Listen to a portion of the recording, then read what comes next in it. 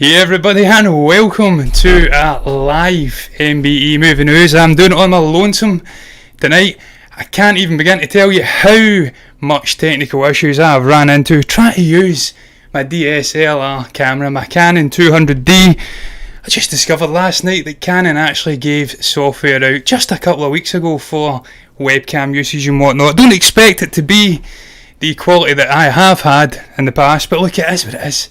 It's got to be better than using an iPhone XS. So look guys, look, as you can see by that headline, as you can see by that thumbnail, I'm going to be speaking about the main news that is on the lips of everybody just now who loves film, who loves comic book movies in general, and who loves one supremely talented English actor. Of course, I'm speaking about Henry Cavill. I'm speaking about him perhaps coming back to the role of Superman, obviously the son of Cavill himself. I'm very excited about this. Me and Stephen spoke about this many times over the last 3, 4, 5, 6 months, perhaps even longer, when obviously there was issues with his contract at Warner Brothers. He didn't want to just turn up as a little cameo in Shazam and use that, or perhaps circumvent that as his last obviously movie in his deal with Warner Brothers.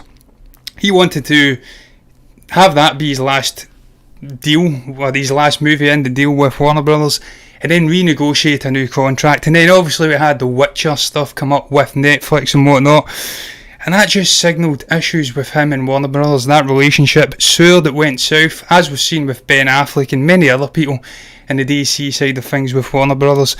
But it looks like over the ensuing months that have obviously passed since all of that fracas and whatnot, that he is managed to sit around a table with Warner Brothers and perhaps negotiate a new deal, perhaps negotiate an opportunity for him to come back as Superman himself. He says it in the past that he does have the cape in his closet, obviously metaphorically speaking. I'd hope he doesn't have a red cape sitting in his closet. That'd be strange, very strange. Stephen Strange, he has a red cape as well, funnily enough. But look, no, I'm very excited about this. I'm excited about the prospect of Henry Cavill coming back to assume the role as Kal-El once again. I've said many times before, I would love Man of Steel. I feel it's a very underrated movie. It's probably the best Zack Snyder movie in the DCEU. I liked the darkness of it. I liked I think it was Russell Crowe, and we had somebody else in there whose name completely eludes me. It might be Michael Keaton, I don't think it is though. It's the other guy, Kevin Costner, who played his father. Pretty sure it's Kevin Costner. If you can help me down below in the comments section, I'll not be able to see it because I don't actually have the live chat in front of me. But if you can help me out and tell me if it is indeed Kevin Costner who played his human father, then that'd be greatly appreciated. I'll catch it in the watch back, which I will be doing. I'll be watching this absolute car crash unfold in about 20 minutes time, if I get to 20 minutes. But yeah, I mean, it was a great movie, Man of Steel. It was darkness, it was a great performance. I've said before, I actually prefer him to Christopher Reeves in many ways. That's his portrayal of Superman, and I was really disappointed that the man only had one opportunity to play Superman in a proper Superman movie, which is what I'm going to get into now as a sort of continuation of this topic. Because he isn't going to get another opportunity to portray Superman in a standalone Superman movie. How many times did I say Superman in a 10-second period there? It looks like we're not getting a Man of Steel 2. It looks like he's not going to be portraying the character beside the Batman in Matt Reeves' upcoming movie. It looks like he's not going to be connected to Wonder Woman. So that in a way confirms that DC are indeed going down this disconnected, not cinematic universe route. They have learnt the errors of their ways from Justice League and all of that other nonsense that happened in the DCEU, doing separate standalone movies. But one movie which wasn't on the list of movies that he isn't going to be appearing in is Shazam 2. Another movie which isn't on that list as well is Black Adam. So I do think we may see him coming in as a minor cameo, maybe a sizable cameo in Shazam or Black Adam. I'm slightly tinged with sadness that the man isn't getting to have a full-blown Superman movie. I don't know what is going on there with DC and this just dilly-dallying over the usage of an iconic character in its own movie. It seems counterproductive to me that you have one of the greatest comic book movie characters of all time and you don't use him in his own movies quite often enough. I've seen this time and time again over the years. I mean, we had great movies from Christopher Reeves in the 70s through the 80s, some shocking ones. With the Brandon Routh, I want to say, Superman movie. They just never seem to capitalise on great castings and this great character. But look, anything that gets Cavill back as Kal-El, I can't speak, is good enough for me. I want to see this guy portraying the character. If it means he's co-leading, that it's a cameo role in Shazam 2, then I'm happy about that. Obviously, if we can get him in a full-blown Superman movie at some point, then I would be even more happier about that, because that is what ultimately I want to see. I think he's a great actor, and I think he is perfectly fitted to be playing Superman. So hopefully we get to see this man in his own official Superman movie at some point in the future. Doesn't look like it though. But look, guys, I'm going to move on, because I'm distinctly aware of the time. It is 11:30. We do have neighbours. They're going to hear me speaking, and I don't give a shit. So I'm going to move on to the next topic. It's all about Cate Blanchett officially starring in Eli Roth's up-and-coming computer video game, whatever you want to call it, adaptation of Borderlands. I actually spoke about this in a previous movie news show. At that point, it was rumoured. And I actually forgot that Eli Roth had worked with Cate Blanchett in that Jack Black movie, the house with the clock in its walls. So I don't know how that managed to escape my mind, but they have worked together before. So that was probably a nice little ace up the sleeve for Eli Roth to get this great, one of the best actresses of all time, into this movie. But I do think that computer video game movies, whatever you want to call it, are seeing a little bit of a renaissance, obviously with the success of Sonic the Hedgehog most recently. I think we're starting to see maybe the tides turning. We have got that Lara Croft movie, I think it was Alicia Vikander. That wasn't amazing by any means, but it may be that we're seeing a changing in tides, if you like, for video game adaptations. Maybe we're going to finally start getting some good ones. Certainly if Eli Roth is involved in this, then I'm on board, because I do love the guy as a director. He does have a history with horror. I'm pretty damn sure he does. I said this the last time. And just bringing that element into this dystopian dark future where this big multi-corporations get up in the left, I think it's Pandora or something, the actual name of the planet, and you have roving gangs, you have colourful sort of steampunk technology, and you have these mutated creatures. It's going to be interesting. Can we see Cate Blanchett playing a sort of Charlize Theron type figure that we've seen in Mad Max Fury Road? Could she have that grit to her? Because we know she can do many things. Eli Roth actually says that in his quote. He says, "I'm so lucky to have the amazing Cate Blanchett starring in Borderlands. We had the most incredible collaboration together on the house with a clock in its walls." That was a good little movie. I liked it. Strangely marketed though. It was not fully for adults and it wasn't fully for kids. So what we got was a slightly discombobulated fairy tale Harry Potter style movie at the start. And then we had some strange shit going on at the end where it was dark and it was getting really gritty in parts, and I think with mummies and all sorts of crap going on. So he needs to get the balance a little bit better for Borderlands, and I'm sure he will. But he continues on, he says that obviously I believe there's nothing she can't do, and she can, he's right. From drama to comedy, and now action, Cate makes every scene sing. Working with her is truly a director's dream come true, and I feel so fortunate that I get to do it again on an even bigger scale. Everyone brings their A game to work with Cate, and I know together we're going to create another iconic character in her already storied career. Obviously I think of Galadriel right away when I think of Cate. But he's right, this is going to bring in just even higher calibre of acting talent in this movie. It's going to bring in higher calibre cast and crew to this movie. We're going to get perhaps people bringing their game to a level which they wouldn't have done before if Cate wasn't there. It's a video game adaptation. Perhaps they think they can come in and phone it in and earn a quick buck and then move on swiftly. I'm excited for this movie. I am. Now that they've got Cate in, one of the best actors on the planet, I'm excited for it. I did play the original Borderlands game. I thought it was a pretty damn good game. It was fast paced. It was exhilarating in parts. It's spawned out to a fully blown franchise now, and it is very action heavy. And what I want to see with that sort of ties to us visually and thematically to a Mad Max, I want to see a sort of Mad Max light in this movie. But look, time will tell what we get. Eli Roth, great director. I've got full faith in that man and his ability to do magic alongside the great Cate Blanchett. I'm going to move on to another story about another great man. It's Martin Scorsese. No, it's not that strange quarantined documentary he's doing for somebody. I can't recall who it actually is he's doing it with. No, it's all about his next collaborative project with Leonardo DiCaprio, another great man. Obviously the Killers of the Flower Moon, and it's going to Apple. Now, originally I believe it was Paramount who picked up the rights to this movie. They were quite happy to distribute it, but then the budget just escalated higher and higher and higher, like we got with The Irishman. It scared them off. It went to a bidding right. Apple did secure the rights to stream this movie on a digital platform, and this is a real feather in the cap for Apple TV Plus, because of course we have got the release of HBO Max. With Disney entering the fray, we've got Prime, Amazon Prime doing Lord of the Rings adaptations. We've got Netflix as well doing their thing. Apple really needed to get something like this in. I know they're working with Spielberg and J.J. Abrams and whatnot, and I'm sure they have some feathers in their cap already, but this is a real jumbo feather in the cap of Apple TV Plus.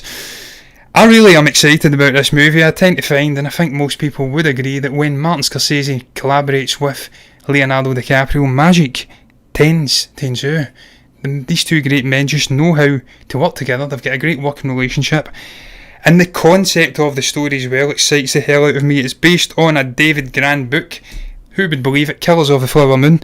And it's about murders and mysteriousness at a Native American reserve, or Sage Native Americans indeed, in Oklahoma. It's set in the 1920s. These two guys know how to do period pieces very well. And oil deposits are discovered under the land, and people start dying, and it's covered up. The FBI's just been created, and they're brought in to investigate it. It's all about corruption, embezzlement, all sorts of nonsense going on. Can you think of two better guys to work on a story like that? How is it going to work? Is it going to be similar and set up to what we got with Netflix and The Irishman? Will we have a scaled back release in the theatres for Oscar buzz, and maybe just try to sneak a little Oscar into the hands of one Martin Scorsese and Leonardo DiCaprio? Or will it just go straight to streaming, and will it push the buttons off Steven Spielberg in the Academy? If I was to be a betting man, I'd think obviously Scorsese, his name, will demand that it gets a degree of theatrical release. I don't know how long it will be. Personally, I would like to see it being pretty damn long, because I like the story and I like the two men who are currently involved. Perhaps we'll start seeing Stephen Graham's, and I think De Niro was linked as well with a project too, so perhaps De Niro will be in here as well, Lord knows. But look man, I'm excited about the growth of streaming platforms as well. I cannot wait to see if we are getting HBO Max. Apple are getting involved. One thing is, it will start stretching budgets, and you maybe have to start making decisions on which ones to keep. We have already got Prime, Netflix and Disney Plus at the moment, so when these big streaming platforms rivaling for eyeballs start bringing in men like this, it's exciting for film fans, but it's presenting a problem for my bank balance and my wallet. But look guys, final topic I'm going to speak about on tonight's show, because it is tonight, is Planet of the Apes' Wes Ball and his waxing lyrically about a new take on this classic story, which also continues these stories of that great trilogy. I think it started with Rise of the Planet of the Apes, we then had Dawn, and then we finished with War of the Planet of the Apes, of course with the great Andy Serkis voicing and mocapping Caesar, an equally great ape figure in those trilogies, in that trilogy, not those trilogies, not plural.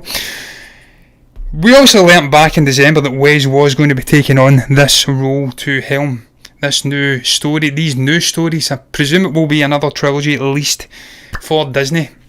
They got their grimy little hands, or big hands, depending on what your view is on Disney, on the Fox back catalogue, and that did allow them to get the rights to Planet of the Apes. And at the time I was slightly concerned. I didn't know much about Wes Ball. I've never watched a Maze Runner movie in my life, and I was slightly concerned that the man lacked experience. I was slightly concerned that he wasn't the correct figure to take this franchise forward, and I was also concerned that it was way too soon to be rebooting this story, coming hot off the heels of a really well crafted trilogy. It had everything. It had emotion, it had action, it had great acting performances, it had the brilliance of Andy Serkis, as I did say, the mocap king, one of my all-time favourite actors, and a great mind to boot. We now see him going off and doing Venom 2 and directing. Nothing that man can't do.